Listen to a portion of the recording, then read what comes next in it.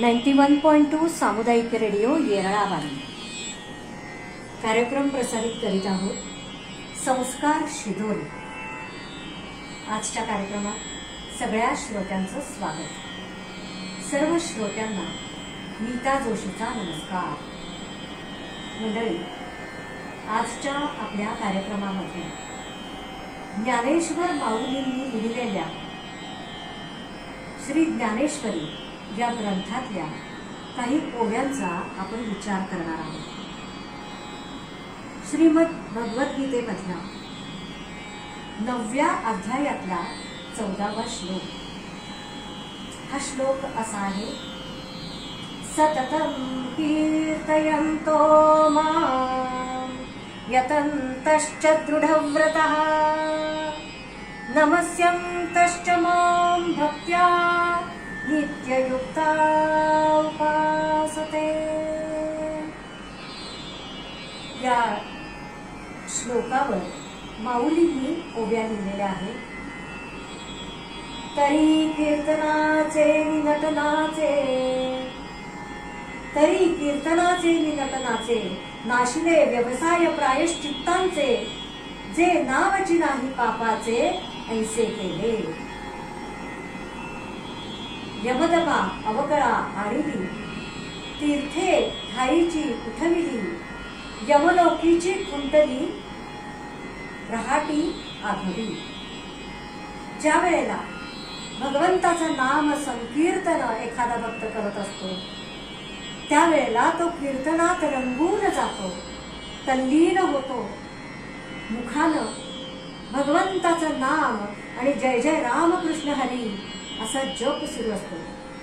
जय जय राम कृष्ण हरी, जय जय राम कृष्ण हरी, जय जय राम कृष्ण हरी, जय जय राम कृष्ण हरी, जय जय राम कृष्ण हरी, जय जय राम कृष्ण हरी, जय जय राम कृष्ण हरी, जय जय राम कृष्ण हरी, जय जय राम कृष्ण हरी, जय जय राम कृष्ण हरी, जय जय राम कृष्ण हरी, जय जय राम कृष्ण हरी, जय जय राम कृष्ण हरी, जय जय राम कृष्ण हरी. असा नाम संकीर्तनामध्ये भक्त तल्लीन होतो. ज्या वेळेला भक्त कीर्तनामध्ये रंगून जातात, जे कीर्तनाचे निनटनाचे, त्यावेळेला होतं काय, तर त्याच्याकडून घडलेल्या पापांचा नाश होतो. त्यामुळं प्रायश्चित्त जे आहे त्याचा काही व्यवसायच शिल्लक उरत नाही. जे नामची नाही पापाचे ऐसे केले, यमदमा अवकळा आणली. साक्षात यमराजांना प्रश्न पडला की जगतामध्ये पापी अशी माणसं कुणी राहिलीच नाहीत, तर मग यमपाश तरी टाकायचे कुणावर? यमदमा अवकळा आणली. आणि पुढे म्हणताय यमलोकीची कुंडली रहाटी आघवी. सगळे व्यवहारच बंद पडले, कारण सगळे भक्त भगवंताच्या नामामध्ये तल्लीन. खरंच मंडळी, भगवंताच्या नामाचा महिमा इतका अनन्यसाधारण आहे की सेना महाराजांनी म्हटलेलं आहे, घेता नाम विठोबाचे पर्वत जळती पापांचे. मात्र हे नाम, नामस्मरण, भजन हे कसं असलं पाहिजे? अंतःकरणापासून असलं पाहिजे. जशी नामावर निष्ठा, श्रद्धा असली पाहिजे, त्याचप्रमाणे आपण स्वीकारलेलं कार्य, आपण करत असलेलं कर्म हे अत्यंत प्रामाणिकपणानं, सचोटीनं केलं पाहिजे. जिद्दीनं, मेहनतीनं, कष्टानं आपण स्वीकारलेलं कार्य उत्तम रीतीनं केलं पाहिजे आणि त्यामध्ये उत्तम असं यश संपादन केलं पाहिजे. मंडळी, हेच आहे खरं मानव जन्मातलं कर्तव्य. कारण आपण म्हणतो पूजा, पूजा म्हणजे तरी काय, तर माऊलींनीच पुढे म्हटलेलं आहे की आपली जी सत्कर्म रूपी अशी सुमनं आहेत, फुलं आहेत, ती फुलं वाहून परमेश्वराची पूजा करावी. नेहमी सतत सत्कर्म करत राहावं. त्या भगवंताला आठवावं काम करता करता. काम पूर्ण तडीला न्यावं, अर्धवट प्रयत्न सोडू नयेत. यश येईपर्यंत जिद्दीनं प्रयत्न करत राहावे. समर्थांनी म्हटलेलं आहे, यत्न तो देव जाणावा. किंवा आपल्याला असंही सांगितलेलं आहे, प्रयत्ने वाळूचे कण रगडिता तेलही गळे. सुभाषितामध्ये जो भाव आहे तो लक्षात घ्यायचा की आपण जर प्रयत्न केले तर वाळूच्या कणांमधून सुद्धा तेल निर्माण होऊ शकेल. प्रत्यक्षात वास्तवाच्या आधारे हे तपासून पाहायचं म्हटलं तर ते शक्य होणार नाही कदाचित.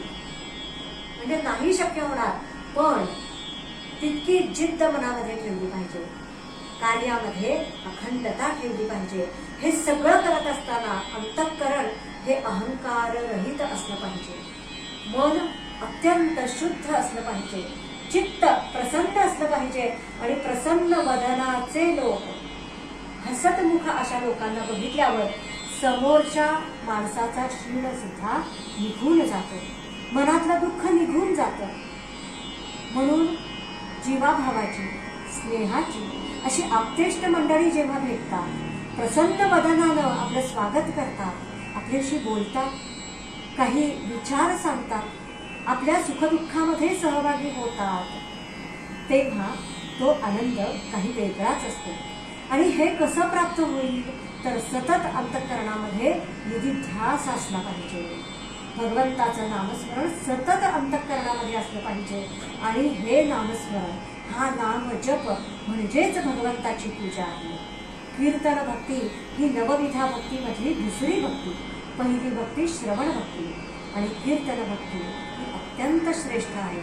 म्हणून ज्ञानेश्वर माऊलींनी असं म्हटलंय की जे कीर्तनाचे नि नटनाचे नाशिले व्यवसाय प्रायश्चित्तांचे. पण आपण मात्र आपला स्वीकारलेला व्यवसाय प्रामाणिकपणानं करत राहायचं, सचोटीनं काम करत राहायचं, एकमेकांशी सहकार्यानं वागायचं, प्रेमानं वागायचं, दुःखामध्ये मदतीला धावून जायचं, दुसऱ्याच्या सुखामध्ये सहभागी व्हायचं, दुसऱ्याच्या यशामध्ये सुद्धा सहभागी व्हायचं. ते कसं तर आपण आपल्या प्रयत्नांनी त्याला मदत करायची.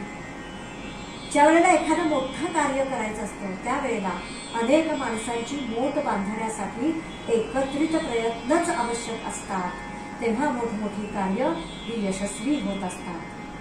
तर मंडळी, असा हा नामस्मरणाचा महिमा. हे संस्कार घरोघरी लहानपणापासून मुलांवर झाले म्हणजे मग मोठे झाल्यानंतर तरुण वयात सुद्धा त्यांचं मन हे अत्यंत सुसंस्कारित असंच असेल.